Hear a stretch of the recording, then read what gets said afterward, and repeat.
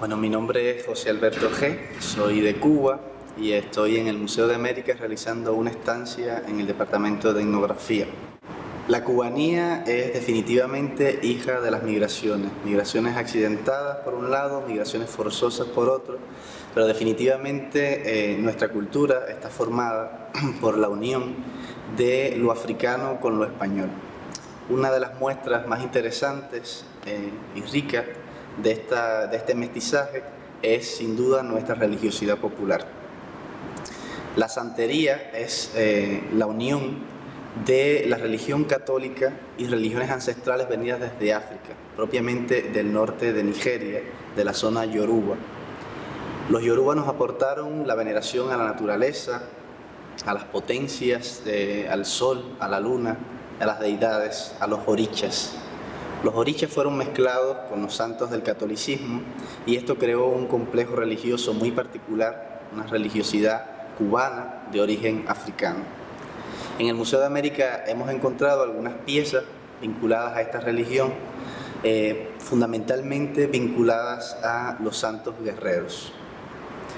Algunas de las piezas que tenemos son las piezas que van dentro del receptáculo de Ogún, sincretizado en el catolicismo con San Pedro, dueño de los metales, la forja, el trabajo, la justicia, y podremos ver estos elementos que son el yunque, martillo, machete, es decir, instrumentos de trabajo que vinculan a esta deidad tanto a la naturaleza como a la guerra, como a las labores del campo.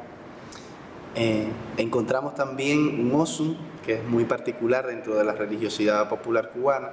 El osun es la representación de la vida, la representación del santero. Es esta especie de copa que encima puede tener un gallo, una paloma o un perro y que siempre se pondrá en alto en algún lugar de la casa y se evitará por todo lo posible que caiga al suelo, pues siendo la representación de la vida, que caiga sin causa aparente puede representar todo lo contrario. Tenemos también esta representación de un arco con una flecha. Representa a Ochosi, una de las deidades más interesantes del panteón Yoruba, y es un cazador que está sincretizado con un santo católico bastante desconocido, San Huberto dicen algunos, San Norberto dicen otros. Lo cierto es que es la representación de la justicia, el dueño de las cárceles y protector de las personas cuando están que tienen problemas con la justicia, etc.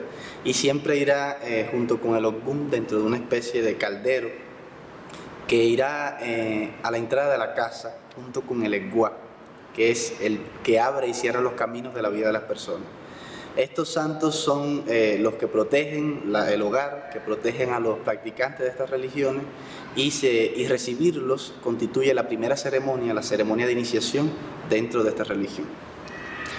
La santería es, digamos, el producto o el resultado de la comunión tácita entre dos culturas muy diferentes, la cultura europea y la cultura africana, y por supuesto estuvo matizado por el proceso de la esclavitud en un contexto geográfico y cultural muy diferente. Es decir, estamos hablando de una religión que se mueve desde África forzosamente hacia Cuba, luego les he impuesto el catolicismo como regla, como religión para regular a estas personas que venían con sus tradiciones y sus costumbres, que fue lo único que pudieron traer desde África. Es decir, no trajeron bienes materiales, lo único que trajeron fue su lenguaje, sus religiones, sus deidades, y digamos en una especie de cultura de resistencia se impusieron a la evangelización y lograron enmascarar sus deidades con los santos católicos.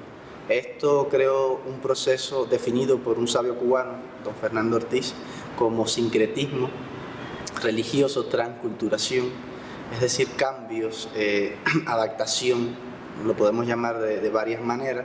Lo cierto es que es una religión popular que ha sido transmitida de generación en generación a través de la oralidad y se mantiene hoy en las capas más populares de la población cubana.